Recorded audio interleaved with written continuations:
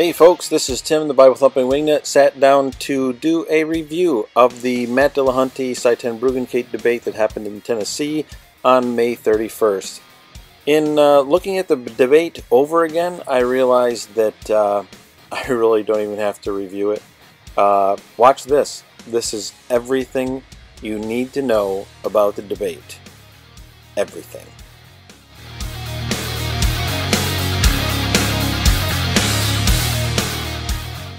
Jesus Christ is King. And I thank Him for allowing this debate to take place tonight. Is it reasonable to believe that God exists? Yes. Yes, it is. I'm going to argue tonight that not only is it reasonable to believe that God exists, but that denying belief in God reduces one's worldview to absurdity. Well, why is it reasonable to believe that God exists? Quite simply, because it's true that He exists. Here's my argument. Premise 1, it's reasonable to believe that which is true. Premise 2, it's true that God exists. Conclusion, therefore, it's reasonable to believe that God exists. Now, in order for an argument to be sound, it must not only be valid in form, but the premises must be true. Now, I highly doubt that Matt is going to argue against the validity of the form of the argument or the truth of the first premise. It's reasonable to believe that which is true. I mean, that's the very definition of reason, the intellectual ability to apprehend the truth. See, I suspect that the disagreement is going to come from the second premise. Matt is going to want me to show that it's true that God exists. I mean, I've watched a lot of video with Matt recently, and truth is very important to him. I care about what's actually true. My only concern is, or my primary concern is whether or not a belief's true. I actually give a shit about whether or not something's true. Truth is the thing that I value most. Matt values truth so much that he even put on a t-shirt. He wants to believe as many true things and as few false things as possible. Well, so do I. And guess what? I say it's true that God exists. Therefore, it is true that God exists. My argument is sound and the debate is over. How does that work for you, Matt? Saying something doesn't make it true. Oh. Saying something doesn't make it true. Well, how's this? It's true for me that God exists. Therefore, it's true that God exists. I'm talking about the idea that something could be true because it's true for you. That's the thing that I'm actually rejecting. Just because it's true for me doesn't mean it's true. Oh well, I strongly feel it's true that God exists, therefore God exists. Just because you feel it strongly doesn't mean that it's true. Not feelings either. Well, lots of people believe that God exists, and they're very sincere, and it's really looked down upon to not believe that God exists. So that must make it true, right? The truth is not impacted in any way by the number of people that believe the claim, or the sincerity of their belief, or how much it's looked down upon. Oh man. Not because I said it, not because it's true for me, not because I feel it, not because others believe it, not because the belief is sincere, or because its denial is frowned upon. Come on. Help me out here, Matt. When we're talking about truth, and the fact that truth has to exist independent of our knowledge of it. Yes, that's true. Oh, okay. Now we're getting somewhere. Truth exists independent of our knowledge of it.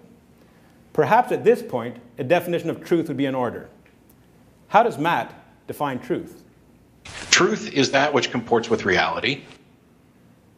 Truth is that which comports with reality. Great. Wait a minute. Whose view of reality? In my view of reality, God exists. And I really, really believe that my view of reality is the right view. Does that make it true? You can believe that naked pixies whisper in your ear and clean out your sink at night if you want to. But it has no bearing at all on the objective reality that we actually have to deal with. Oh, okay, I get it. Objective reality. What's really real. Not just because I believe it. Truth must be that which corresponds to objective reality. Well, that makes sense, actually. Just because somebody high on drugs believes that there's snakes on the bed doesn't mean that there's actually snakes on the bed. In order to know if something's true, our internal beliefs must match what's actually true, what's actually real. I want my internal model of reality to match the actual reality I live in as best as possible. Of course he does. It has to match actual, objective, ultimate reality to be true. Matt cares about truth, so he must care about ultimate reality. Right? I don't care whether this is the ultimate reality. Wait, what? Matt doesn't care if this is the ultimate reality? Surely that was a slip of the tongue. Surely Matt must care a little bit about what's ultimately real.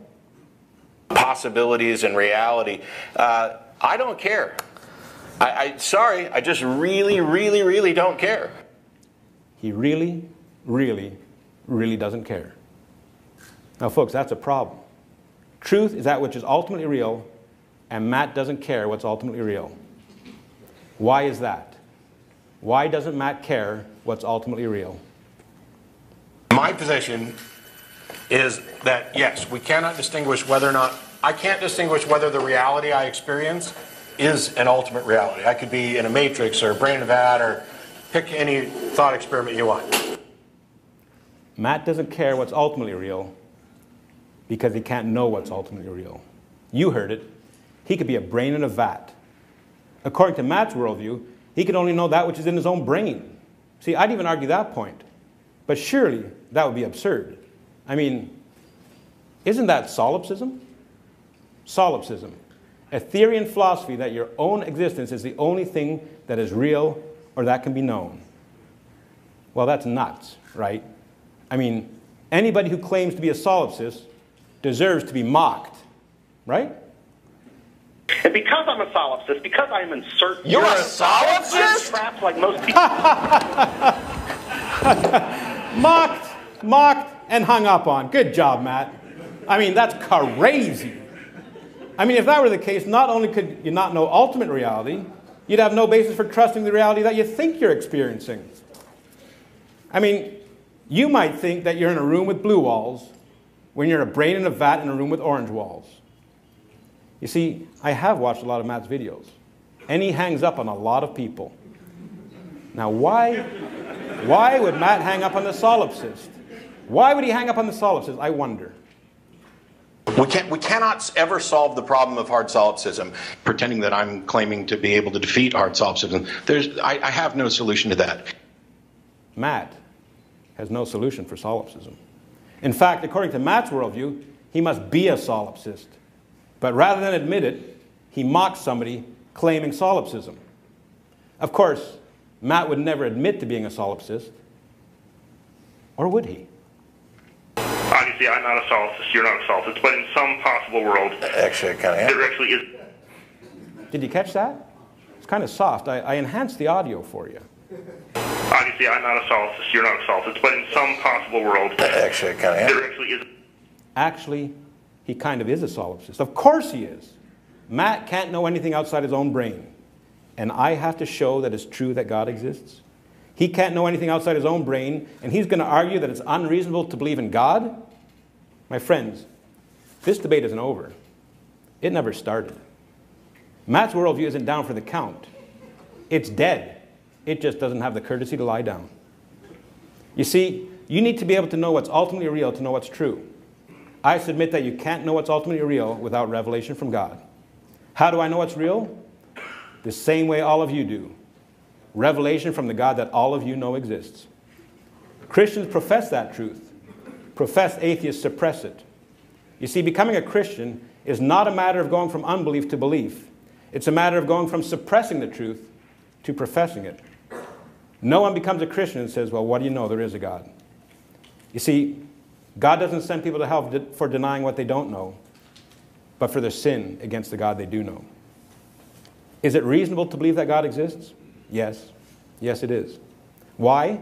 Because it's true that God exists, and denial of that claim reduces one's worldview to absurdity.